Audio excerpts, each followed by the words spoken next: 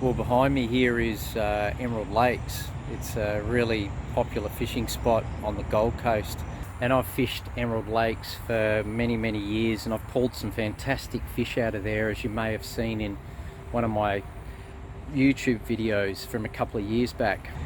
And it's been reported there's been a fish kill. I've been sent in a few photos of some really big giant trevally, been told about all the casualties of the flood that just happened. It's a bit of a tragedy. It's a really popular fishing spot. There's plenty of fish in here, but I guess the question is why has it really happened? And as you know, people come up with all kinds of theories of why fish die and why they're fish kills. You have things like flooding, you have droughts inland, with your Murray cod.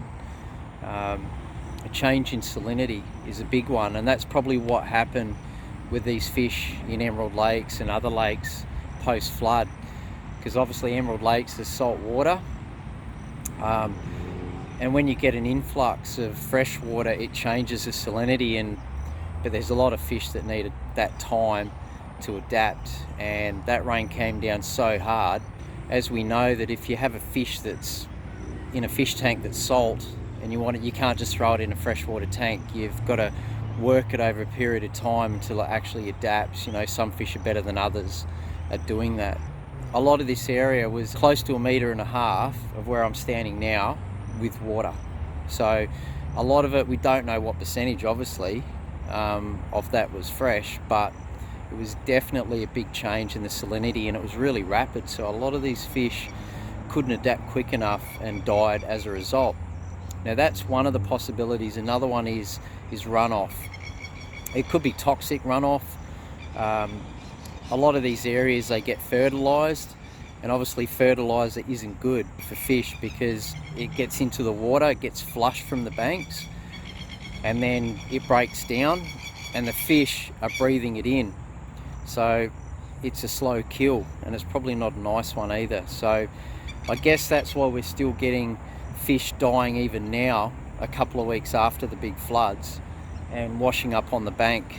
They were probably the fighters, the strong fish that just didn't quite make it. But obviously the good news is everything dead here? Well, a lot has been removed, and I did take a few photos. I did about a 20-minute walk along the bank, and there were still a few fish here.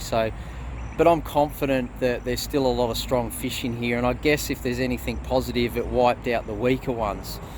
But it's still not the greatest of news. You would have had giant herring and big eye, giant trevally, and a whole other host of fish, the lesser queenies, probably swimming over onto the banks when this water was really high, and they got trapped behind trees and whatnot.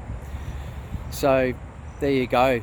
If you have any theories on why the fish kills happen, drop it in the comments and let us know what your theories are.